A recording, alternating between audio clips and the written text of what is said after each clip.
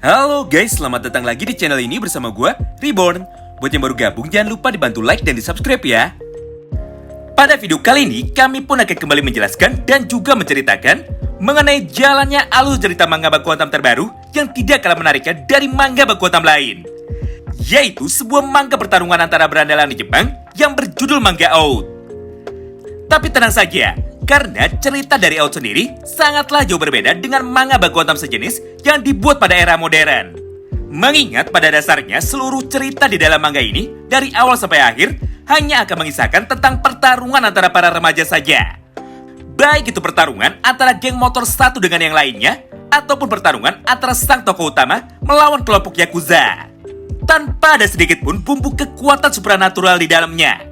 Seperti kemampuan untuk bisa melihat masa depan, ataupun kemampuan untuk bisa kembali lagi ke masa lalu. Yang artinya secara garis besar, manga baku hantam ini akan berjalan pada satu garis waktu yang sama. Mulai dari chapter pertamanya sampai dengan chapter yang terakhir, tanpa ada sedikit pun pengulangan waktu sama seperti manga sebelah. Namun karena ini adalah video pertama, maka kami pun akan memperkenalkan lebih dulu siapa sajakah tokoh utama di dalam manga ini, dan geng apa sajakah yang nanti akan dihadapi oleh dirinya.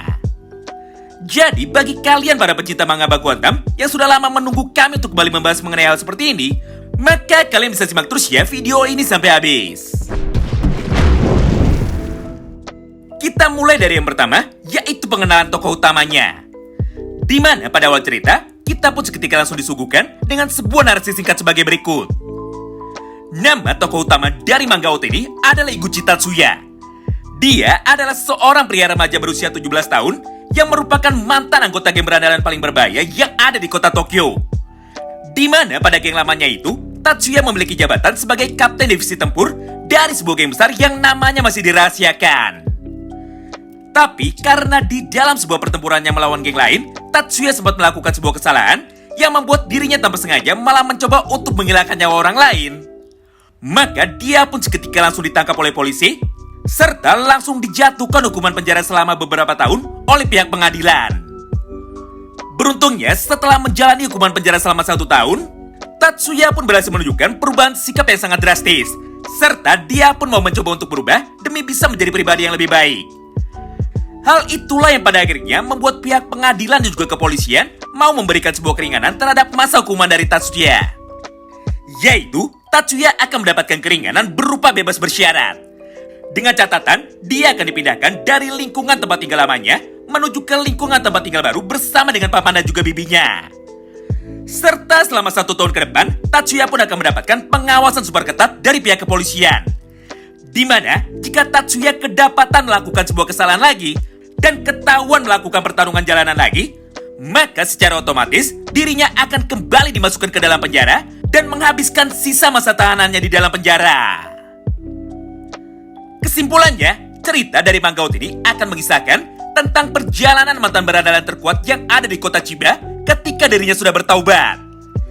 Di mana di dalam perjalanannya, Tatsuya akan menjadi seperti macan yang sedang tertidur. Mengingat dirinya hanya akan memutuskan bertarung dengan serius ketika dibutuhkan saja. Serta ketika ada orang lain yang saat itu mencoba mengganggunya dan juga semua teman-temannya. Atau jika kita mengikuti bahasa dari para YouTuber lain, maka mungkin judulnya akan seperti ini. Mantan narapidana yang awalnya diremehkan, ternyata dia adalah berandalan overpower.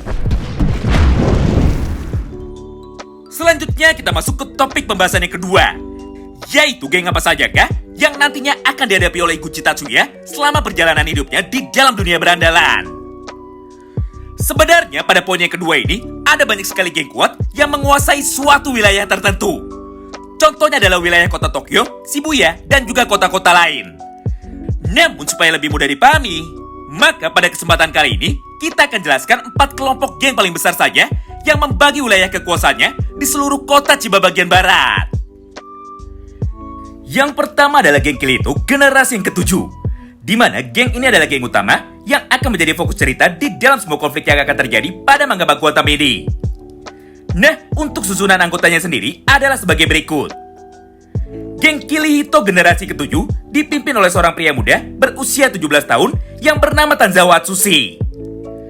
Secara penampilan, Tanzawa memiliki bentuk postur tubuh yang kecil sama seperti wanita. Serta dia pun memiliki personality yang sangat santai, bahkan sering sekali terlihat seperti anak-anak.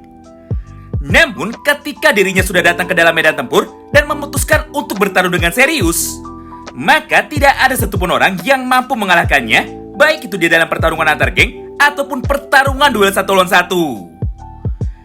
Bahkan saking hebatnya Tanzawa Atsushi, dia pun sampai dinobatkan sebagai salah satu berandalan paling kuat yang ada di seluruh Jepang.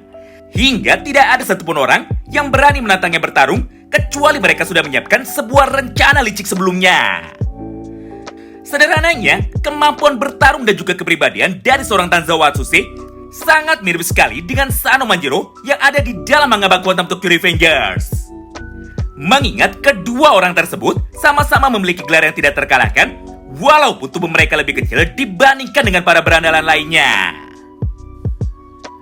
Kemudian pada posisi wakil presiden ditempati oleh sahabat dari karakter utama kita, yaitu Abe Kaname. Yap, walaupun secara penampilan Kaname terlihat seperti orang tua, tapi kenyataannya Kaname masih berusia 17 tahun alias masih seumuran dengan Higuchi Tatsuya. Nah, jika sebelumnya Tanzawa sangat mirip sekali dengan Sano Manjiro, maka Abe Kaname sangatlah mirip sekali dengan wakil presiden dari geng Tokyo Maje, yaitu Draken. Karena pada dasarnya dialah orang terkuat nomor 2 di dalam geng Kirihito. Dan dia jugalah orang yang paling peduli kepada semua anggotanya jika dibandingkan dengan para kapten yang lain. Selanjutnya, pada posisi divisi penyerangan atau Special Attack Force Unit dipimpin oleh Nagashima Keigo. Dia adalah kapten terkuat nomor 3 setelah Abe Kaname. Bedanya, jika Kaname adalah seorang petarung tangan kosong, maka Keigo adalah kebalikannya.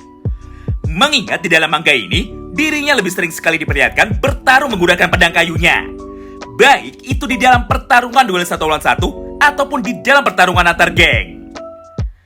Tentu saja selain Keigo, Kaname dan juga Tanzawa, sebenarnya masih ada 3 orang kapten divisi lain yang ada di dalam geng Kirihito generasi yang ke-7. Mereka adalah Tagauchi Masaru dan juga Meguru Suya yang bertugas untuk memimpin divisi pertahanan dari geng Kirihito. Selanjutnya, geng yang kedua adalah geng Volley Wolf, di mana geng ini adalah salah satu kelompok yang menguasai wilayah pegunungan atau dataran tinggi yang ada di kota Chiba. Menariknya, jika sebagian besar anggota geng lain dikenal sebagai kelompok geng motor, namun untuk geng Volley Wolf sendiri, mereka jauh lebih dikenal sebagai kelompok biksu petapa gunung, atau lebih umum disebut dengan Warrior Monk. Tapi meskipun begitu, organisasi Volley Wolf sendiri tidak bisa dianggap remeh. Karena hampir di setiap pertarungan antara geng lain, Volley Wolf pasti selalu datang untuk menjadi saksi atau menjadi wasit.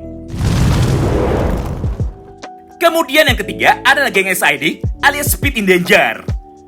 Nah, dari namanya saja sudah jelas ya, bahwa geng SID ini adalah sebuah klub motor yang aktif melakukan penyerangan menuju ke wilayah kekuasaan dari geng lain.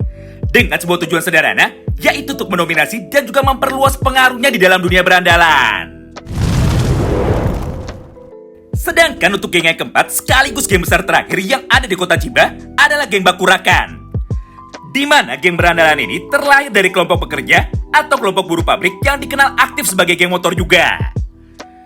Bahkan markas utama dari geng Bakurakan sendiri berada pada salah satu komplek industri pembangunan dan juga alat-alat berat yang saat ini dimiliki oleh keluarga Shimohara.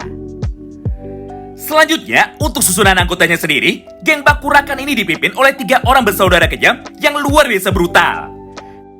Yang pertama adalah kakak paling tua dari keluarga Shimohara, yaitu Shimohara Kazumasa. Kemudian yang kedua adalah adik kandung dari Kazumasa yang bernama Shimohara Koji. Serta pemimpin yang ketiga adalah adik tiri mereka yang bernama Shimohara Kenzo. Nah, berbeda dengan ketiga kelompok berandalan lainnya, Bakurakan merupakan salah satu geng paliatif yang sering sekali menerima pekerjaan berbahaya, yaitu untuk melakukan penculikan, pembunuhan, penganiayaan kepada para korbannya ataupun kepada para targetnya. Itulah kira-kira gambaran cerita apa saja yang nantinya akan muncul di dalam manga baku Quantum ini. Di mana di dalam perjalanannya akan ada banyak sekali pertarungan-pertarungan epik yang akan dilakukan oleh para tokoh utama di dalam manga ini, baik itu oleh Higuchi Tatsuya ataupun karakter lainnya lagi. Tentu saja bagi kalian yang penasaran dan ingin tahu seperti apa kisah selengkapnya, maka nantikan terus ya pembahasan lengkapnya di channel ini. Terima kasih banyak yang sudah simak video ini sampai habis dan salam baku Quantum.